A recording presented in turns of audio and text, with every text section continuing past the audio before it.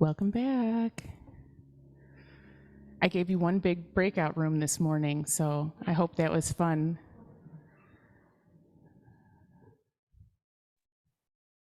Welcome back, everyone. I gave you one big great breakout room. Was that more fun or less fun? Yeah, was that good? Different. It was different. Was it different? Yeah, too many people? No, we all kind of gave each other space. Oh, good, good. All right. Well, thank you for trying that out. I thought it might be fun to give you a bigger group this morning. So welcome back.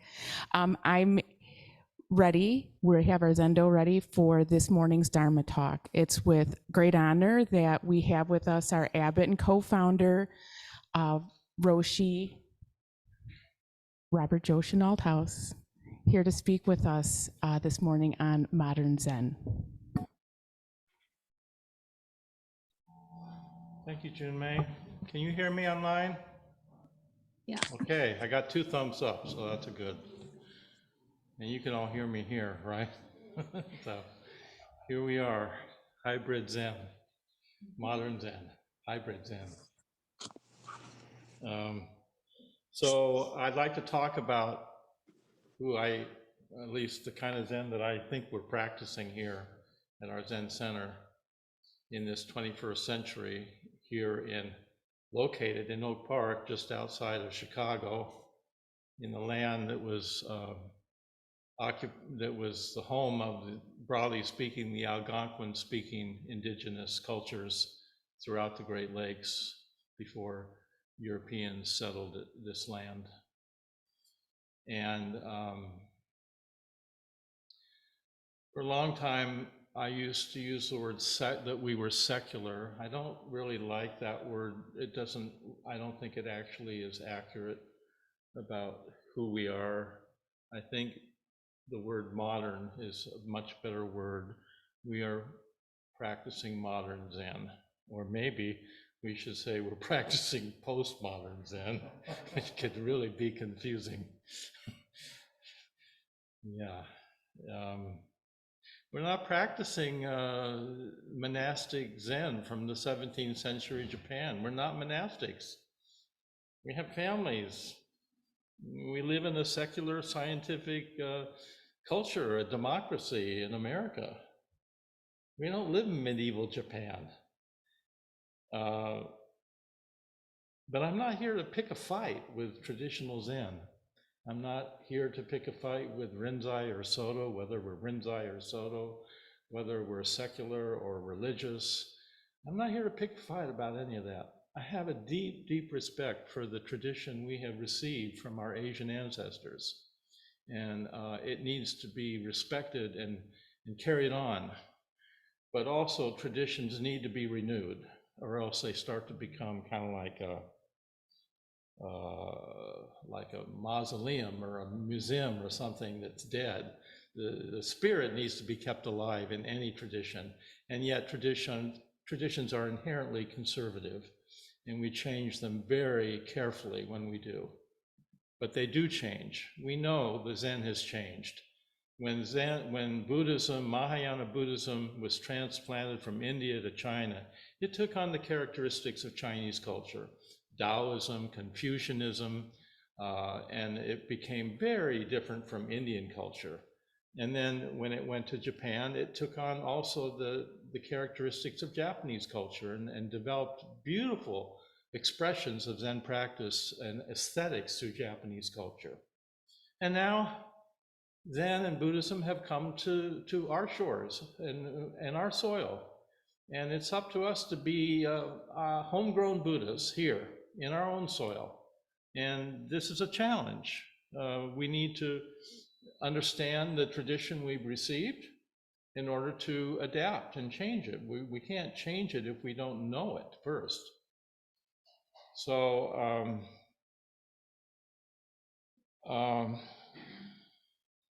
you know, religions tend to create doctrines and dogmas and solidify things into sacred cows. And the best humorous example I have of this, and our tradition, of course, here in the West is very young, Buddhism is very young, so we're like babies right now, and we have a long ways to go, hundreds of years before we really find out what we are here in the West. But we're starting, we're babies, and we have to start somewhere. But religions tend to create sacred cows, and then when you have a sacred cow, everyone says, oh, that's tradition.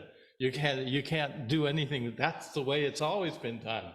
Well, not really, but it's the way it's been done for a while. So when we first did our first Ango training at the Zen Center of Los Angeles, Bernie was the Shuso, and I was his Benji. I was his attendant. And it was the first time we had ever done Ango in our Zen center. And Maizumi Roshi was giving us everything he knew. And he always said it was up, he was giving us everything he had been trained in Japan. And then it was up to us to make it our own. It was really up to us to take it and do something with it from our own soil, from our own culture. Because our culture is the water we swim in.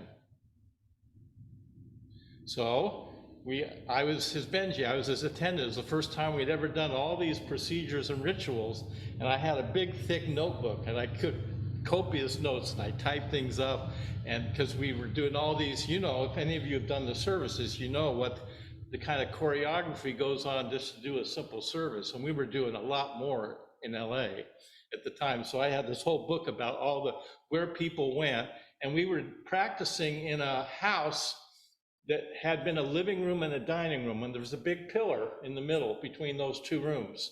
And the altar was in the dining room. So all the officiant and all the officiant's attendants came in through the living room, and you know, it had to all be choreographed a certain way. So they would go in and they'd walk around the pillar to get to the altar.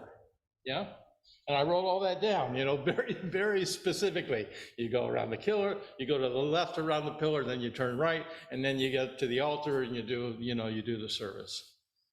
And then many years later, when I did my Shuso in, I think it was 94, wasn't it, at Zen Mountain Center, the first time I walked into the Buddha hall, they had a Buddha hall and a Zendo there, and I walked into the Buddha hall and I saw the first service I did, the attendants were going up and walking around an imaginary pillar.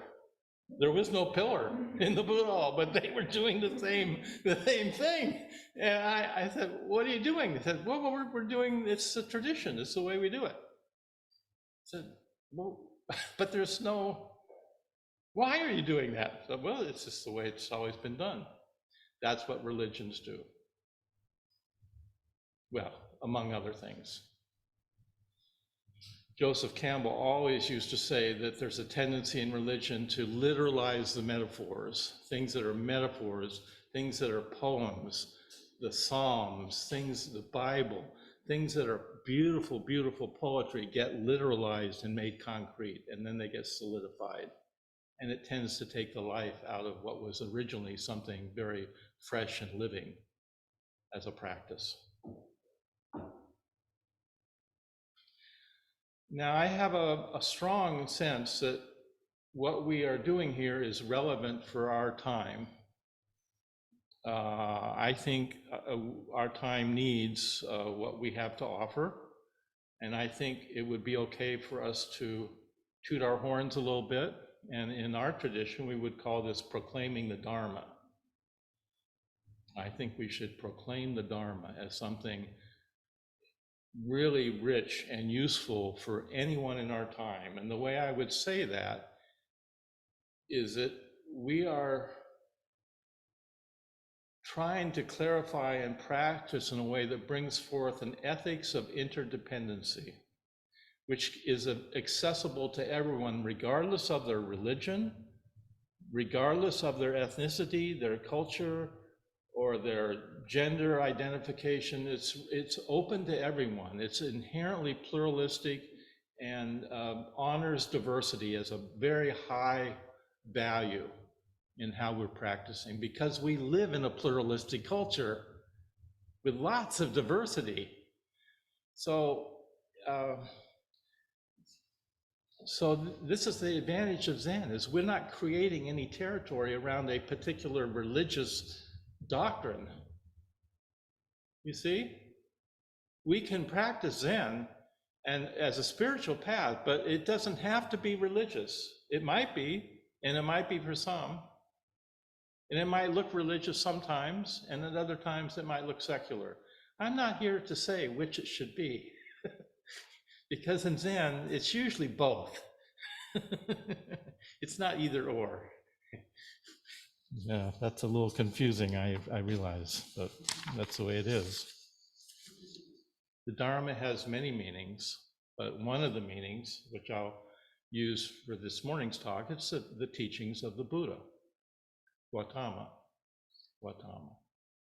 And Gautama was, we know he was a real person. He lived in northern India, and he lived in an Indian culture where Hinduism was the primary religion, and there were also Jains, and there were also atheists, and there were materialists. So there are all kinds of different philosophies in India. And Gautama created a very egalitarian culture around him. It was not particularly a religion. It came many years later, after Buddha had died, that it started to look like a religion because it was an Indian culture, and Hinduism was the primary religion at the time. So I think my understanding of the Buddha is he proposed a path of practice for what he called stream entrance, someone who's a stream enterer, someone who entered the stream of a path of practice according to the Eightfold Path, which he taught. And such a person had some appreciation of the Dharma. And Gautama says, such a person, such a proponent of the Dharma does not dispute with anyone in the world. When metaphysical claims were made, which is something that often is characterized as religion, and that's not a bad thing. That's kind of how we define religions. They have metaphysical claims. They're not subject to science. Well, when these kind of metaphysical claims came up, the Buddha, he didn't react by getting drawn into taking sides. He remained keenly aware and alert to the complexities of the whole situation. And he preferred to teach in a very down-to-earth manner, and he often used parables. And here's one parable he used. There were these priests and ascetics arguing about something, and the king instructed his servants to gather all the people in the kingdom that had been blind from birth. He brought them together, and then he got someone to bring an elephant. And he had each of those blind persons touch a different part of the elephant. Some touched the trunk, some held the leg, some touched the tail, some stroked the skin. And then after that, of course, he asked them, what is an elephant? And some said, well, it's a pillar. Some said it's a rope. Some said it's a rough wall. And the point of this parable is that the Dharma cannot be reduced to a set of truth claims, which can inevitably lead to conflict with other truth claims. That's not the nature of the Dharma. You see? The Dharma is not creating any territory that needs to be defended. The Dharma doesn't have any territory like that.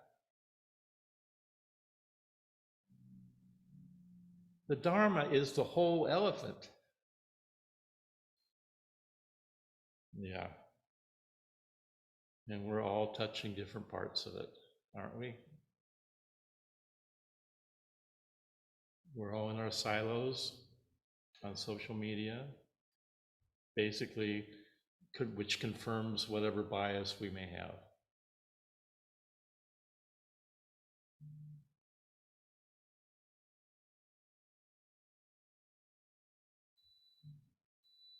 So today, if you ask people what Zen is, or what mindfulness is, what Buddhism is, you'll get as many answers as the people touching the different parts of the elephant.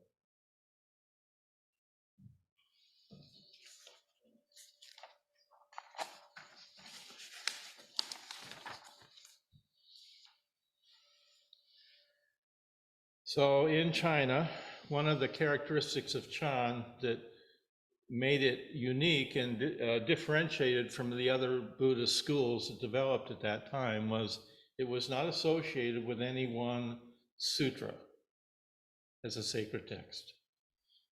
It used quite a few different sutras, but it didn't. Most Buddhist schools in China were associated with a particular sutra, the Avatamsaka Sutra or the Lotus Sutra.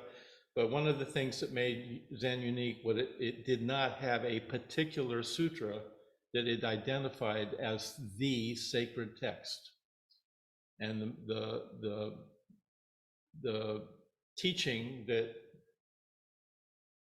influenced Zen that came from Bodhidharma is as follows. Zen is a special transmission outside the scriptures, not founded upon words and letters. By pointing directly to one's mind,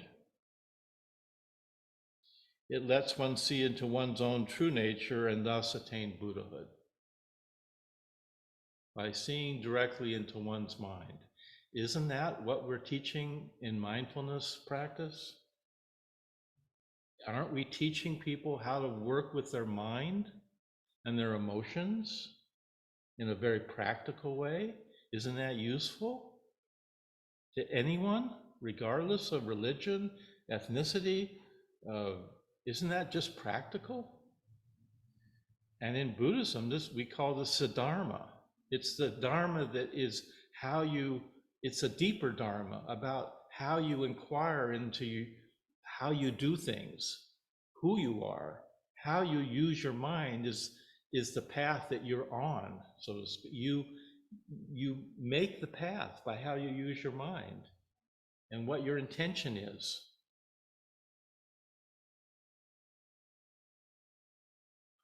So Zen is commonly understood as a critique of the self that liberates a person from suffering, which is true. But I think what's not so apparent is that it's also can serve as a critique of social and political structures through which our patterns of interdependence and relationship are shaped and formed. That's a lot. Yeah.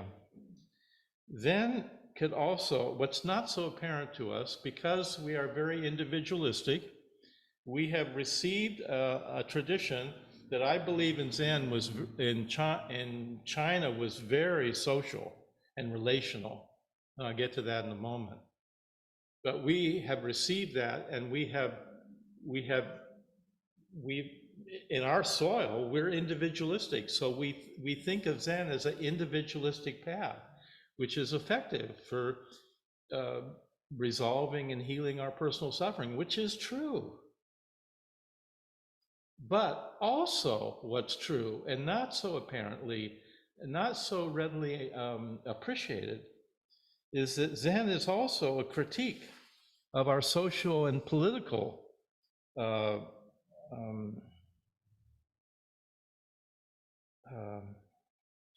it's a critique of our social and political structures through which we have our patterns of relationship and interdependence with each other.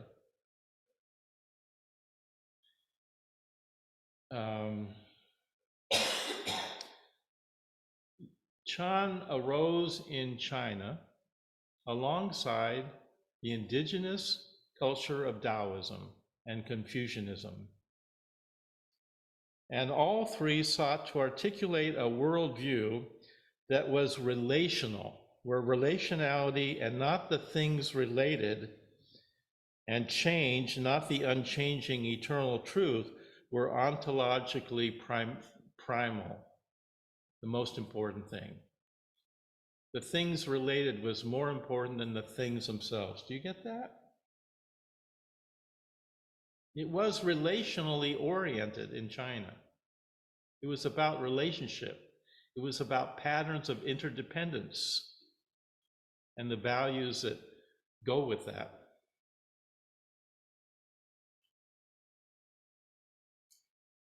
And it offered resources for challenging the assumptions that the individual is the proper unit of ethical, social, and political analysis.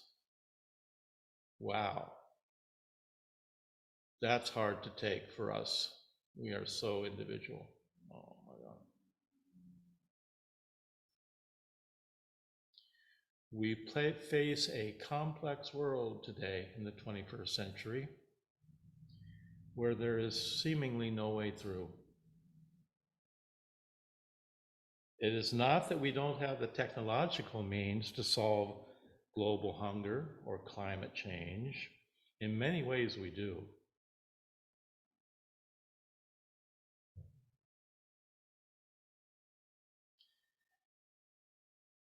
What we don't have is we lack the cultural and social resolve to agree on how to proceed in the first place. Our problem is not technological, it's ethical.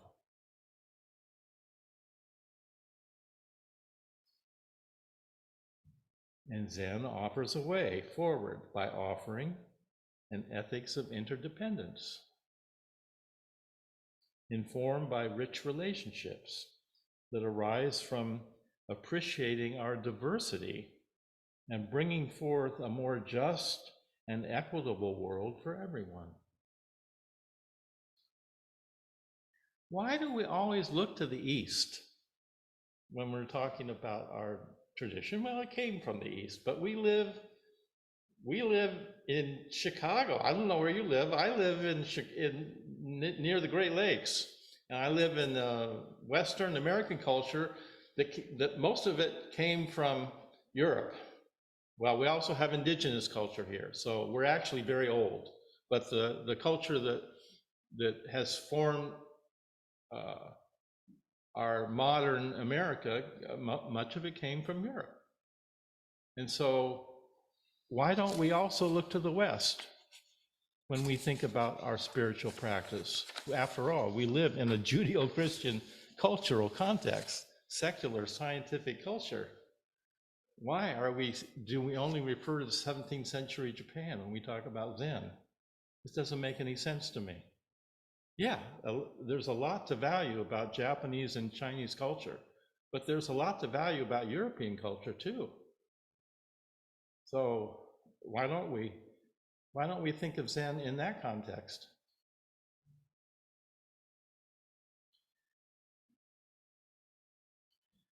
So, modern Zen, modern isn't just a cliche. Modern can also refer to modernity. Modernity is the movement of the Enlightenment in Western culture, all the way up through maybe the end of from the Renaissance, the Enlightenment, through the Industrial Revolution, all the way up to the end of probably World War II. And then after that, you get postmodern culture, which is the soup we're swimming in now. But why don't we also appreciate that Zen could be relevant to our culture here?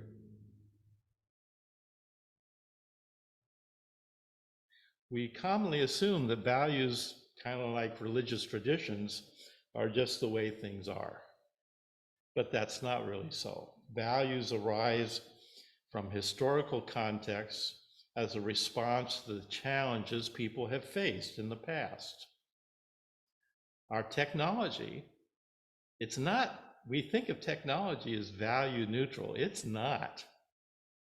Far from it. Our technology is an expression of values that we hold in high esteem, such as control, comfort, freedom, autonomy. It can be used for good, and it can be used for ill. Look at the way the Chinese are using cameras to repress and put down the Uyghur people in Western China. It's awful what they're doing with technology. Technology is not value neutral. So if we look briefly at 17th century Europe was filled with chaos and wars, interreligious wars between the Catholics and the Protestants that fractured the medieval structures of authority and meaning. And during the 30 Years' War from 1618 to 1648, the Catholics and the Protestants fought, and 6 to 8 million people died.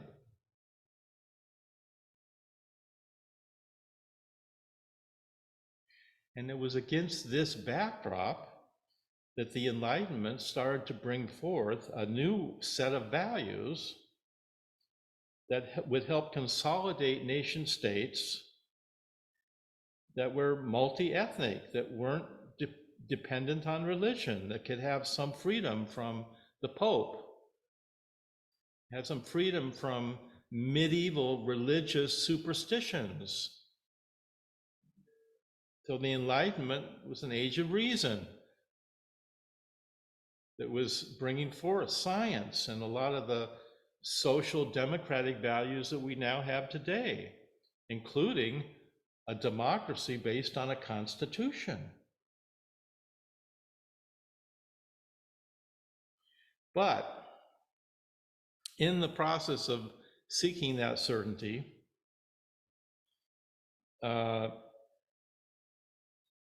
their need for certainty emphasized certain values such as universalism, equality, progress, control. And these values led to social structures that favored the written over the oral, the universal over the particular, the general over the local. And these shifting values brought polarizing dichotomies between reason and emotion, mind and body, spirit and matter. And the Enlightenment established institutions of learning that are still with us in many ways, that were formed during the Industrial Revolution to help people learn how to work in factories. These values are still with us today, and many of them are dualistic, and they're not working. They're clearly not working. So now we find ourselves in the 21st century, facing increasing fragmentation, dislocation of communities, the unraveling of social patterns of behavior that connect us meaningfully to each other. The values that brought us here are no longer adequate for addressing the challenges we face today. Our postmodern culture is highly pluralistic, both ethnically, socially, and religiously. And in short, we live in a world where systems of meaning overlap and compete with one another.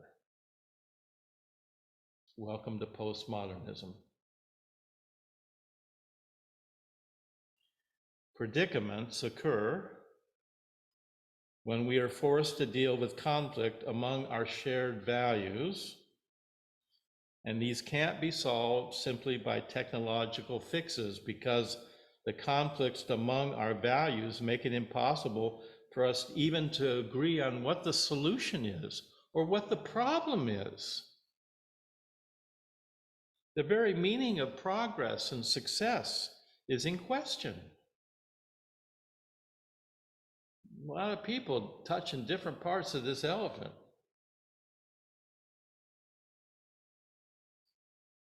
It's not a question of technology. It's a question of ethics, of patterns of shared meaning.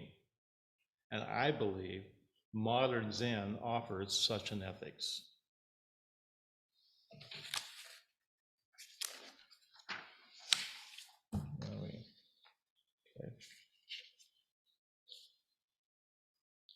It would seem that values for diversity, cooperation, and collaboration would be valuable. They'd be helpful.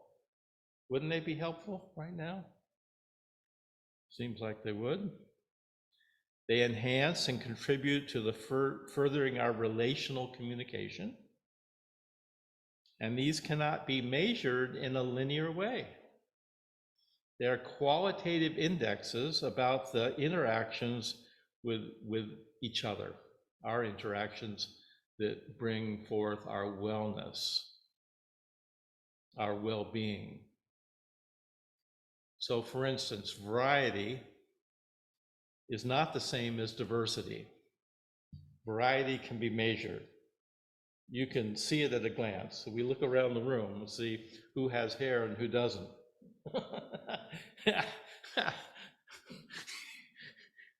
If we look at the Zoom people, we'll see who's wearing a sweater and who isn't.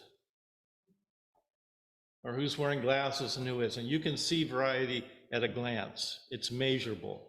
But diversity is not the same thing. You can't measure diversity.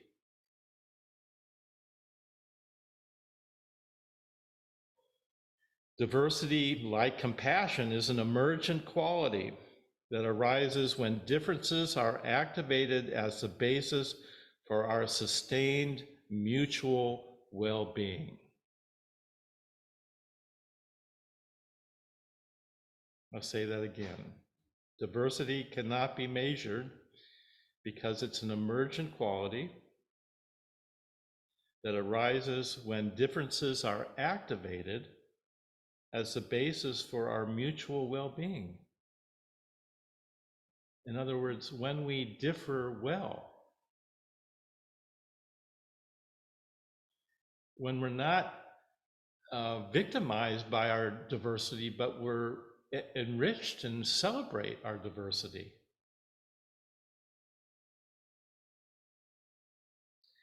Hey, in his book, Beyond Religion, the Dalai Lama said, as the peoples of the world become ever more closely interconnected in an age of globalization and in multicultural societies, ethics based on any one religion would only appeal to some of us.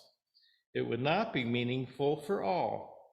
And he goes on, what we need today is an approach to ethics which makes no recourse to religion and can be equally acceptable to those with faith and those without, a secular ethics. This is the Dalai Lama speaking. We need a secular ethics. That's what the Dalai Lama said. And I believe that the modern Zen that I'm suggesting we're already practicing here is such an approach that is practicing a non-dual ethics, an ethics of non-duality that is available and accessible to everyone regardless of their religion. You can be on a spiritual path of Zen, and you can be a Catholic, you can be an atheist, you could be an agnostic, you could be a Jew, you could be a Christian, and you could be on a spiritual path of Zen. There is no conflict there because we don't have any territory to defend. So I think it makes much more sense to think of our practice as a spiritual path, a deep and genuine spiritual path that comes from a wisdom tradition, that comes from a Buddhist religious tradition as well. But it's not just religious. It's something that can include everyone, accommodate diversity, because we live in a multicultural, diverse culture, and we're tearing ourselves apart because we don't know how to get along with each other.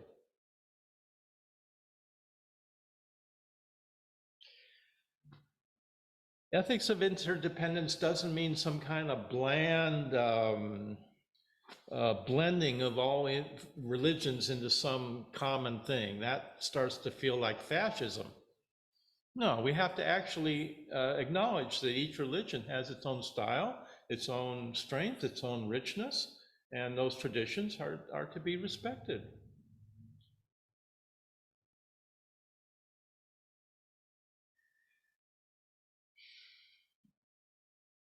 So I'm going to close here soon, and we can have some discussion, but this is really about how we differ for each other, how our differences enhance and enrich ourselves, and how we honor and activate these differences in our community, and don't ignore them or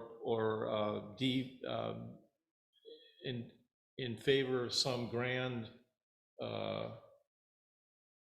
moral vision that is makes everyone the same, because again, that to me feels more like fascism than spiritual path. Now, defining goals and objectives is seductive, and there's a place for it. We're certainly doing it here at the Zen Center. We need to do it, but we also need something else. We need something more than that to see our way forward. No one plays jazz or creates art in order to reach a goal. The jazz itself is the point. The playing and the creation is the point. We're not creating to reach an end point. We're creating because we love to create. And I think Zen is a kind of improvisational virtuosity of life, how we behave in whatever situation we're in, and hopefully we're learning to behave more skillfully in whatever situation or with whatever challenge we're faced. We bring some resources and wisdom to that allows us to reduce the conflict and bring about less and heal suffering and bring ourselves together in relationships and communities, as a country.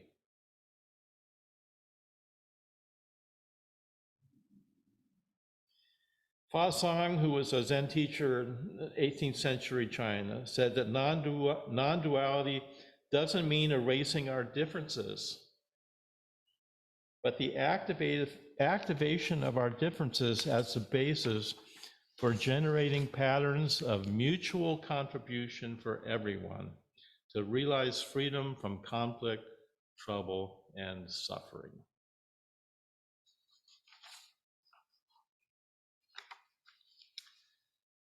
And so I'll end on that note. And the one thing I was thinking of this morning, that, one of the things we've done here at our Zen Center is, at least for the public facing, we try to use English words that bring things down to earth.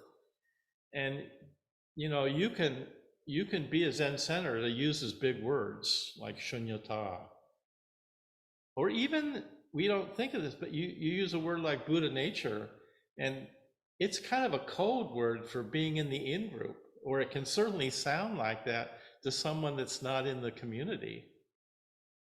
Realize your Buddha nature. But I'm a Christian. It doesn't matter. You can still be the Buddha. Well, how would I do? The words we use, and we don't realize this, can be code words for being on the inside, being in the inner, special. And right there, we're separating ourselves from others. And so I think we have to be very mindful about that the words we use are communicating an inclusive, and that we bring, instead of talking about true nature, Buddha nature, we're talking about being authentic, being authentically yourself, being a bigger self. We can talk about these things in a way that everyone can understand. Anyone can understand it. You don't have to have studied all the Buddha sutras to figure it out. The sutras are beautiful, but we can get stuck in special language that actually makes it feel like we're a cult to people that are coming in from the outside. And I think we need to really be respectful of our tradition and our practice in a way that so that we can proclaim the Dharma and everyone can hear it.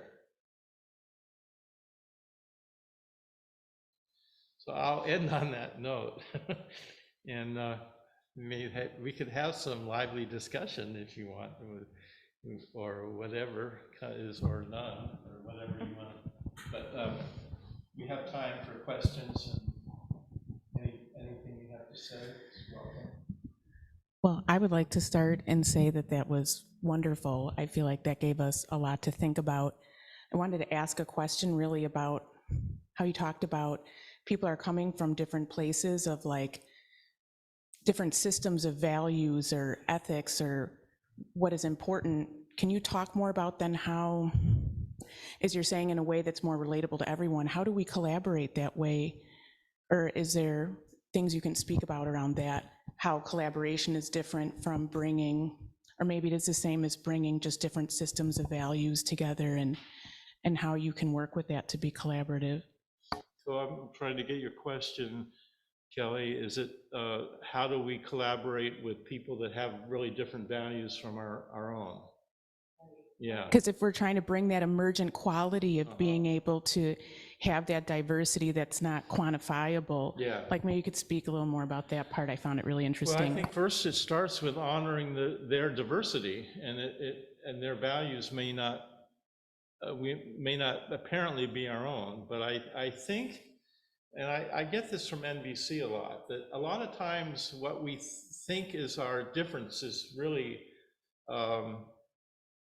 if we're up here in an intellectual way arguing about values, but you step down to a needs awareness of what we actually need, you and I might be arguing about politics. You could be conservative and I could be liberal. And we could be arguing about how we should do something in the country. But if we, on the intellectual level, it seems like we have a big conflict. But if you step down to what you and I are needing around what we're believing, what both of us might be needing is safety. And so on that, from a needs awareness, I think we can learn to be present to conflict in a way that doesn't remove us from it and allows us to be present with someone without demonizing them or blaming them for anything, and can listen with some curiosity that they have a different way of seeing the world than we do, and not feel so threatened by it. I know that sounds very idealistic. No, but thank you. I think that's kind of the way that we're practicing. We're right. trying. It doesn't always work, but that's what we're trying to do, I think.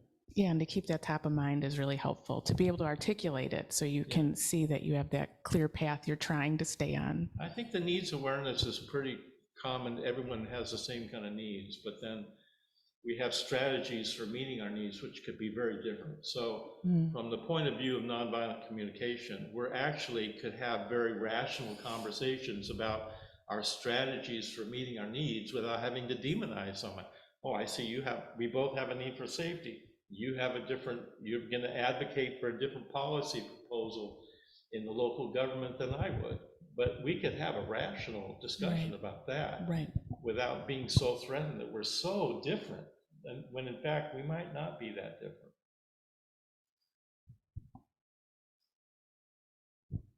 Anyone else? Comment, question? In person here or online, Zoomers? Oh, we have someone in the room here. Well, I have a good friend who is very conservative, and I'm not. And when I look at how do we get along, he and I both golf. So we have something that we have in common. Yeah. And we don't talk about politics. We just never do, because it isn't going to work. Yeah. You know. So I just think I have to look at other people like that. You know, like. So we talk about how's your family, how's your sister doing, how are you doing, you know, what are you interested in now, or things like that, and we don't get into, you know, political things at all. Because it just doesn't work. Yeah. They have an African saying, If you're visiting your family and you're going to talk about religion or politics, make sure you have the horse tied close to the door so you can get a quick getaway.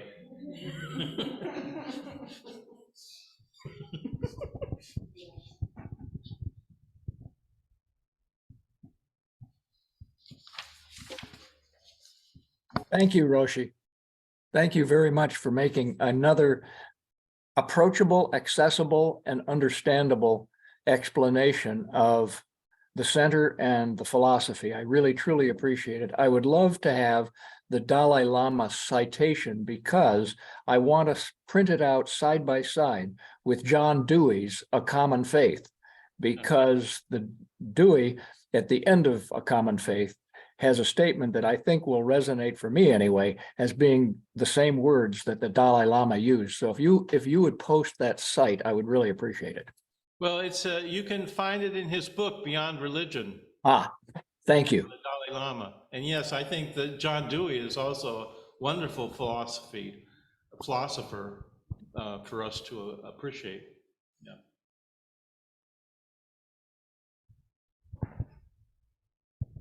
Roshi, I just also want to thank you so much for this morning. It was so helpful to hear you just briefly track the path of Buddhism, you know, and you really put things in such a great perspective for us this morning. And I so appreciate your explaining the direction and philosophy that the center is incorporating. It's very inspiring to me. Thank you. Thank you, Robin. Hi, everyone. I'm greeting you. Susan. Yeah, I'm greeting you from Seattle. Ah. So I'm visiting my daughter and wanted to tune in. But I, of course, loved what you said about, I mean, I'm reinterpreting, but improv. You know, I think of Buddhism as daily improv, moment to moment improvisation, to be in that space. How do I react? Yeah.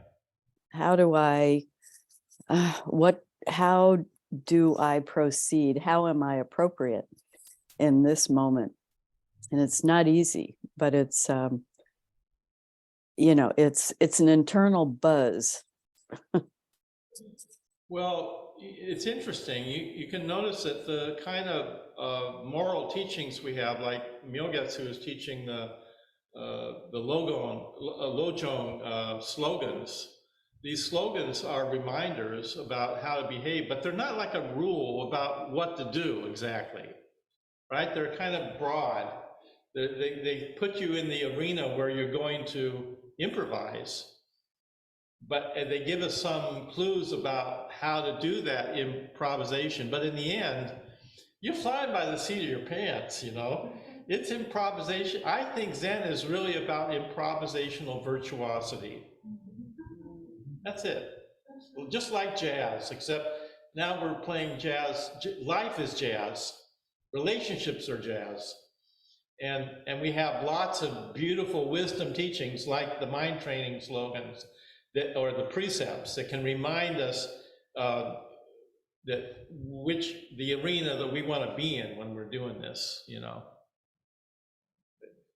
So we have norms, but we don't have like, you know, religions often create ethical rules that are like the 10 Commandments or something that sound like they would be very good, but they're not very useful and they're often harmful, because if you apply rigid rules to any context of life, they can really be, they can hurt, they can cause suffering.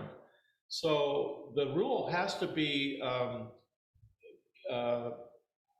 in alignment with the Tao. It has to be working in the situation that you're in, and you create norms to help people work together, but then sometimes you break the norms and sometimes you break the rules too. And Zen is also very good at doing both. We have rules and we break rules, and part of our practice is knowing when to do which one.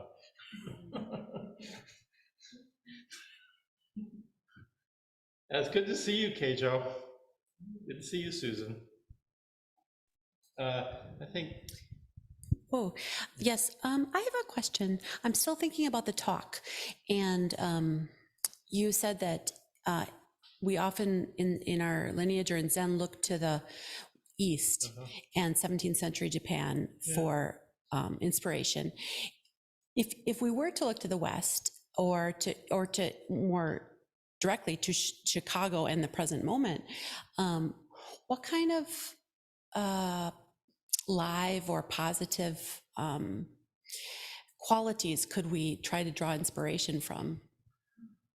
Well, that's a big question. But I would say offhand, first of all, we think of our history as very short, like 400 years, but actually we have a very long history here on the American continent and with indigenous cultures. So I think just like the Chinese looked to Taoists, we could definitely look to indigenous cultures for a lot of wisdom about how to be in community together, because they have a lot of teachings around that, but do it without romanticizing them or without cultural appropriation, which is what New Age stuff does. We don't want to do that, but to have a deep respect and willingness to learn from their ways so that we can apply them in our own lives, I think would be useful. And I think basically the Constitution that we have is a pretty amazing document, and all the values that came from. But I think also the Constitution was somewhat informed by the Iroquois on the East Coast. I don't know all the details of that, but I know that the Iroquois were a federation with a constitution, I believe.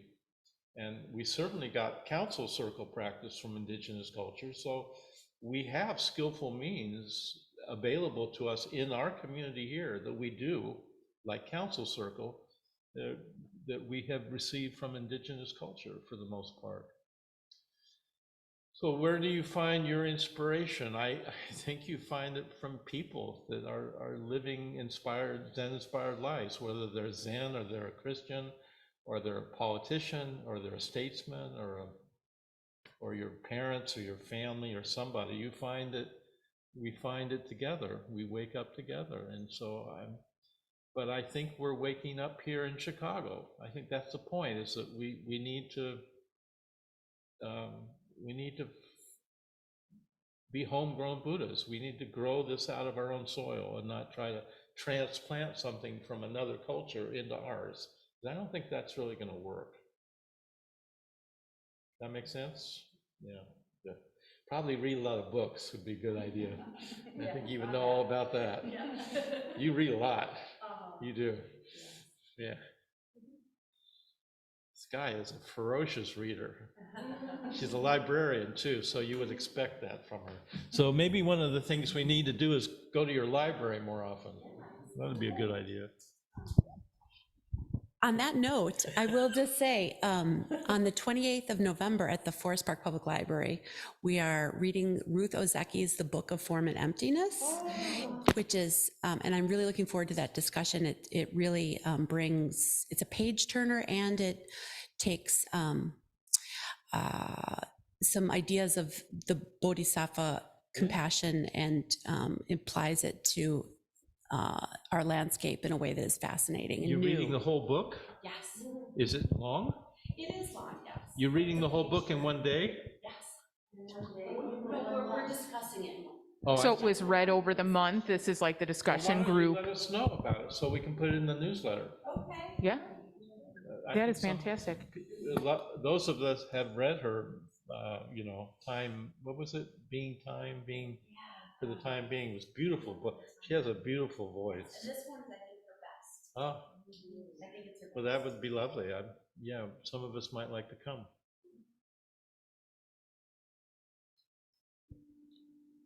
Well, such great discussion. We have Pat online. Anything else? Yeah, another comment. Yes, this is Patty, and I want to thank you so much for the description of the Zen Center of Philosophy. I can feel that when I'm there, and I think it's such a guide to living. I really appreciate it, and I really enjoyed your talk today. Thanks a lot. Thanks, Patty.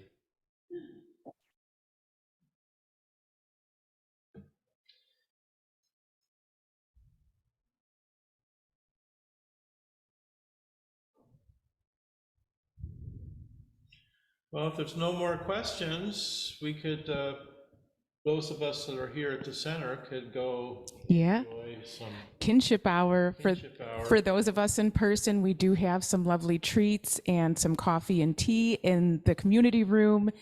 And for those of you online, sorry, you will be missed. But hey, I already got the scoop that there were some great jokes going around in the breakout room. Does someone want to give us one? Yeah, let's hear a good joke. Who's got it? Don't keep it private. Right, I already got the scoop that we had some great jokes going on in the community. I got a joke. A duck is getting ready to cross the road, and the chicken runs up and says, "Don't do it, don't do it. You'll never hear the end of it."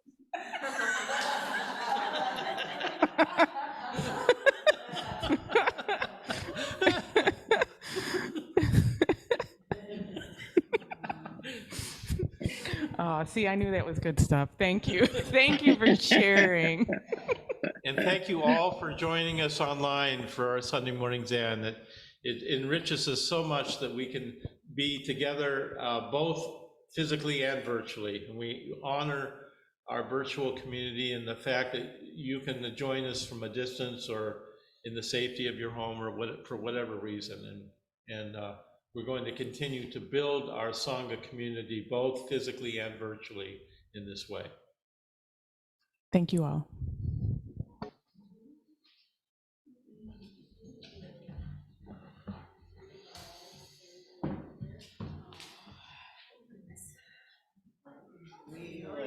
Resetting the room up somehow? Huh? Are we resetting the room up somehow? Hi, Robin. See you later.